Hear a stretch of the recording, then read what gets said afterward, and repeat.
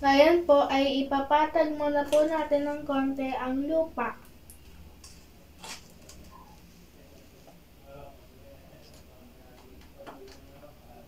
At pagkatapos po nun, ay lalagyan na po natin ng tubig ulit.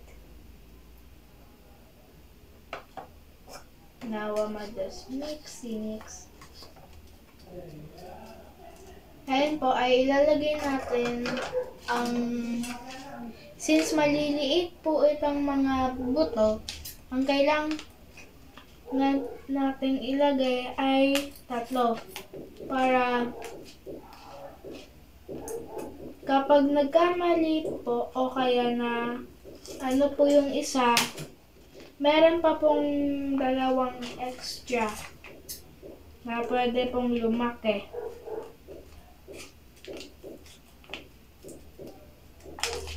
Ay, I might just use this.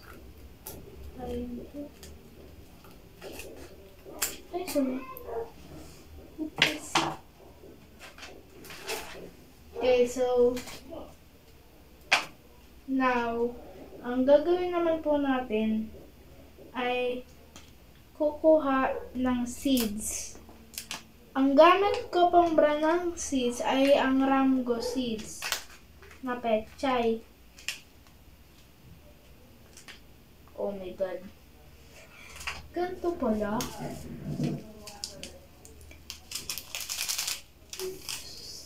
So, papaano yan? It came in a little pack.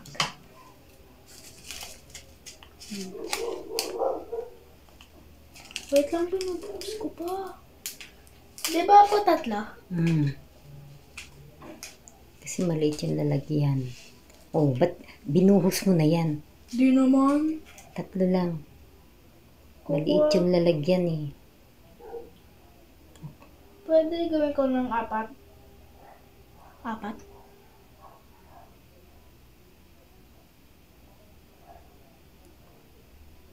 Sa side mo ilagay para makita kung nag-uugat na.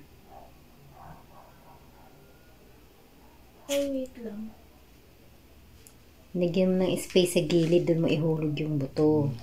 Para makita mo yung ugat. Sa side. Katulad ng sa mga comparison. Diba dati gumawa tayong ganyan? Sa pinaka-side. Hindi na yan inilagay mo.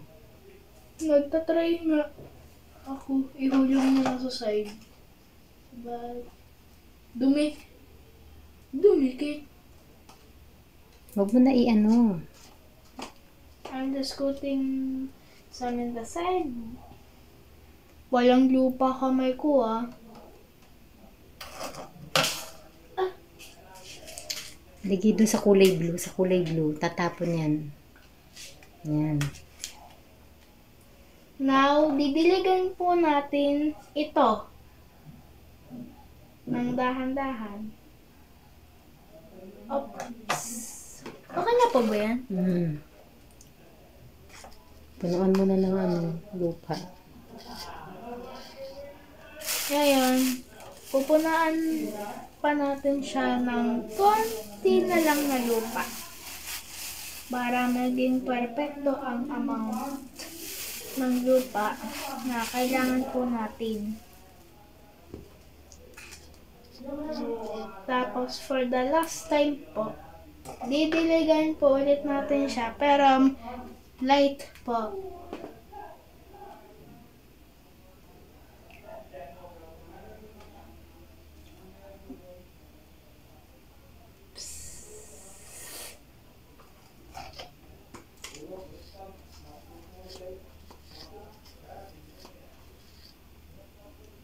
Lagyan ko pa na ng...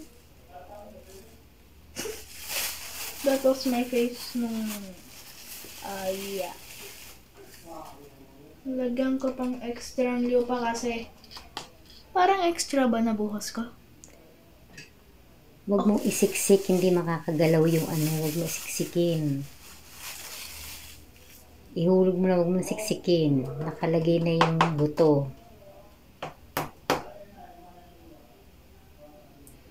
Parang inatakay ako ng lupa eh.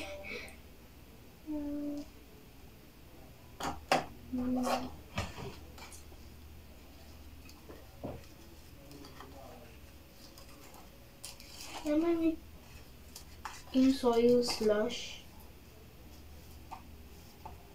What is it? Tama na yan kasi baka dumikit niya sa hawak mo yung buto. Wala naman oh. Hinadali na. Ito na po. At dito. Ito na po ang finished product. Ng ano. Ito po ang finished product ng day 1 of planting a petchay plant.